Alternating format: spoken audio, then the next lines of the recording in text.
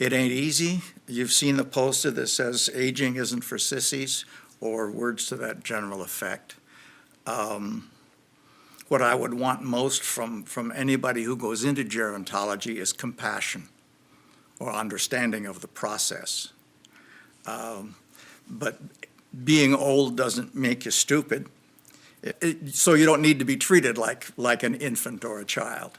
Having empathy towards the person you're dealing with, knowing their background, knowing their beliefs, I believe that's one thing that gerontology itself has taught me. Being in the medical field myself, I would have never taken into account that something as simple as culture or religion or your upbringing has a lot to do in the way that we should care for you, as opposed to just seeing somebody as, let's say, a patient, and we just, work on you and walk away. Having a background in knowledge about aging really does assist in what we have had others say about learning to be compassionate and empathetic with aging, because you really can understand it better. This is a second or late life career change for me. I'm a chemist. So I went into a position working closely with aging people as a professional caregiver. And in doing that, I found a place where, for the first time ever, I really felt valued for what I was doing. I was needed. They needed me, and I needed them.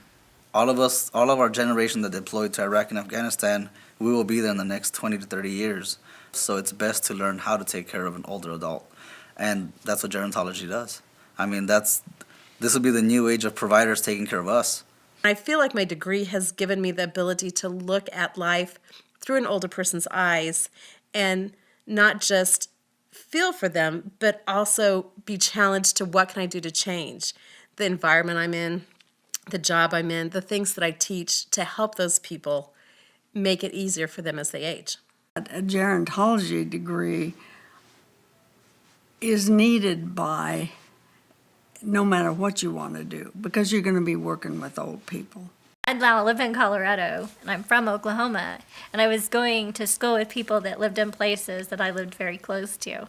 So it kind of makes a big world a small world, and a small world a big world. Ageism means treating me as though I'm an old person instead of seeing me as who I am. Our masters attracts people who have sometimes been caregiving for older adults, but have seen it in their lives in different ways. So they have aging parents, they're aging themselves, they recognize the struggles of some of the people around them, and they want to address that. And so getting an education to understand the different aspects of aging, all the way from biological to the sociological aspects to environmental. Greater Plains idea was very convenient. I moved around a lot. Somebody from North Dakota State University will teach different from somebody from Oklahoma State. Kansas State professor will teach different from Texas Tech. And that was the best part that I met. Even though it's distant, you get to know your instructors, you get to know your classmates through discussion topics. They become real people to you. As an extension professional, I really need to have solid backing behind me to say there is research here. We have students that are trying to do a really wide range of service provision for older adults because they figured it out. That's where career development is going. That's where you're going to have job security, because there's always going to be old people. I've been extremely pleased with the program, extremely pleased with the people. I would recommend it to anybody.